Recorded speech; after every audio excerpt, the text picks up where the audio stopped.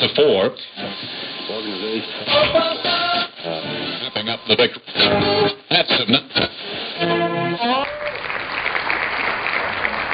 Good evening, valuable listeners of the Discussion Quarter. Carl, how are you doing today? I'm doing great. I'm doing great too. Zip zap zoop babbity boo. Today's beautiful topic, I say beautiful, and that's an overstatement in my opinion. Dive bars. Anything dive bar related, any fights, any weird, uninteresting, interesting things that have ever come out of a dive bar, and the weirdest things you have seen in a diving board bar. Yeah, I did that. I went there. Carl, you ready for this? I'm ready, man. I'm ready too. This is my home. I live in dive bars. Wow. Okay.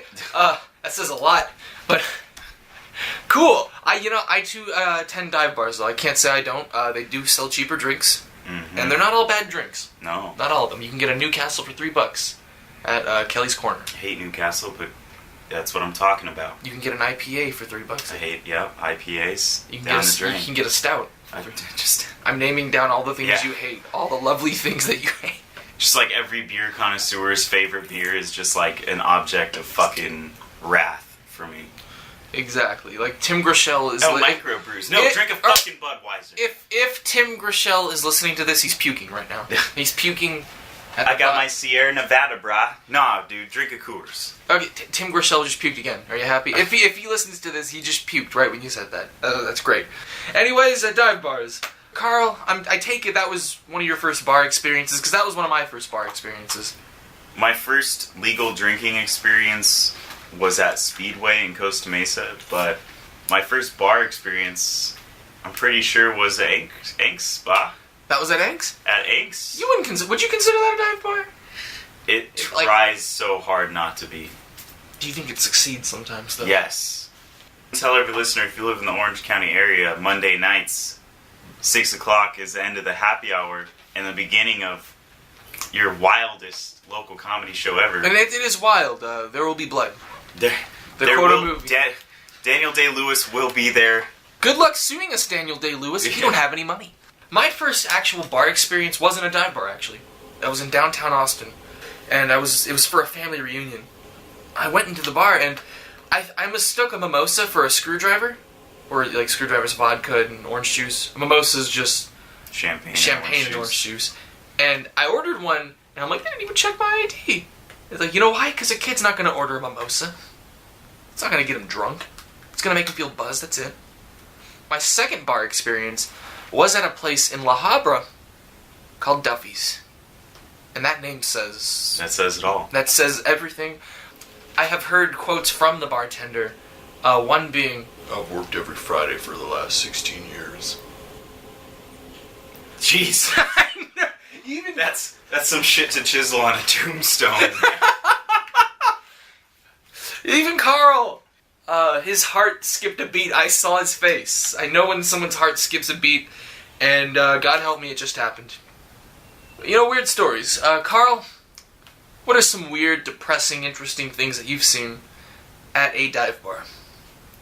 Oh, man. Well, Le Cave isn't exactly a dive. That's pretty upscale. Yeah, I like Le Cave. It's nice. But we saw that lady get pulled out of there like, help, help! Was she older? No!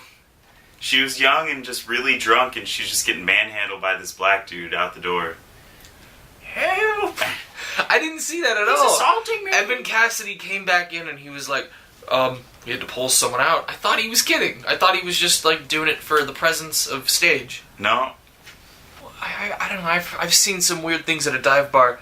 I tried to hit on girls while after 21, while going to a dive bar, Duffy's again. Yeah. And I was hitting on maybe 25-year-olds. My competition was a kind of toothless 50-year-old. I went there, tried, and he immediately fused with me as a person at that moment. And at that point, I couldn't. There was no way I was gonna hit on those girls and not be compared to that guy. I mean, I wish I was compared to that guy, but I think I was gonna be with that guy in terms of game. Like, Sexually. it was just overshadowed because he was like more outgoing than I was in that situation. Uh-huh. So there's no way I wasn't going to be overshadowed by that guy's personality. And it's like a plant that takes up all the nutrients of the little plants. Yeah. So he's the huge plant, He's a weed. and I'm becoming that big plant slowly. Anyways, that is a sad part about the dive bar scene. Your competition. Oh, it's a good part if you're more outgoing than It's that here guy. and there. I mean, some nights you make out with random fat bitches. Some nights you go home and cry. I think I've cried more times than not, to be honest. I remember there was this one girl, I was told that she was talking about me and looking at me, and I was thinking of talking to her, and I just didn't. I didn't find any point to go up to her. And I was told after we left, she might have been toothless. Do you remember that? I think you might have been there at this time. It was Maybe. Ramon was there? Ramon? Ramon. Razor Ramon? Razor Ramon. Oh, that is a dive bar nickname right there, Razor Ramon. It's like, yeah, dude, that guy's a lot more interesting than he appears. Maybe, but he's still at a dive bar. Oh, you don't fuck with Razor, bro. You don't fuck with him. Razor fucks with you. Last time I hit at a girl at a dive... Hit at a girl? Come over here, lady. You hit, like you just swung. It doesn't matter if you hit her, you're just throwing. It's just throw rocks at bitches, you know? Yeah. We'd like to give a shout out to our feminist listeners. We don't agree with throwing rocks at bitches. Or calling them bitches. Or calling them bitches. This is just That's for a effect. derogatory slang for the female term. We'll give back, though. We'll have... I eat pussy. We'll have an episode about misogyny in Cancun next week. Yep. Yeah. It's weird. We don't have much money, but we go to all these cool places. You seem to go everywhere. You got, like, your never-ending stash of Jew gold that just doesn't run out, and you're traveling all over the place. Well, the Federal Reserve, Carl, has a fund for Jews. We put it there. Our whole family's, our lineage just kind of collects them. And a joke that you've heard before. All right. Yeah. Anyways, we are open to callers, by the way. If any of you guys want to share your divey stories, like, was going into this bar just like diving into the unknown in the most boring way that you could imagine. Is there a dive bar? Best dive bar story ever was Mac's mom. I'm going to explain this to people. I was at a bar about to do a set. I was standing there, and this girl of questionable gender, let me put it this way, it didn't matter if I was gay, straight, this was like a walking cigarette. And I was standing there, she puts her arm on my shoulder, and I look at her, and I don't freak out. I try to converse with her. I say, oh, is there something wrong? She continues for the next 30 seconds to just stare at me and lick her lips. Caressing you ever so slightly. Yeah. And I'm like, how you doing? And eventually, after the 30 seconds, she's finally like, you okay? To be honest, how I got out of that was kind of a blur. I remember walking up. I remember seeing her petting you. I saw her lips, and are you okay? It was not, Yes. this was not pretty. It doesn't matter what orientation you are sexually, you were not Now, a what good part situation. of the Orient you come from? This is not good. This is not this is not sexism. This is just the hating of cigarettes that talk and walk and breathe on you. I don't hate her, by the way. She just came on way too strong. Ryan, don't play that. Carl, do you have any toothless stories, so to speak? I had sex with a girl without a front tooth one time. Was that from the dive bar? No, I met her in a Del Taco parking lot. The worst dive bar of them all. Yeah, the top dog. Depending on who you're with. Oh my god, we're getting deep here, guys. She was really cool. Well, at least she was cool. Right? She's a dirty girl. And dirty. We got a call! So exciting! Good second season. Alright, thank you for calling the discussion quarter. What's your name and where you're from? You are on the air. My name is George. How's it going? Long-time listener, first-time caller. Hey George, great to have you on the show. Yeah. Tell us your story, experience at a dive bar. Well, guys, ever since I was a little boy, my pappy would take me with him to go to the bars. I'd sit there, he'd be drinking, I'd be up next to him. It's always been one of my dreams to go to the bar. And I'll tell you what, boys, a couple of years ago, about 15 years ago, I made that dream come true. I got myself a bar.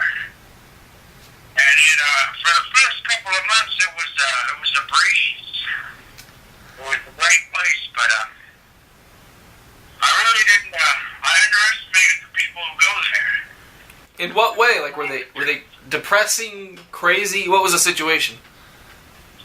I'll just tell you, I try to keep my bathroom clean, but one day that comes to mind for memory. Someone had taken a cake, which we don't serve cake at my bar, and I was surprised that they had acquired a cake, and they put it in the toilet and defecated inside of the cake. Duh. And the cake wasn't thick enough bread to where it would not flush.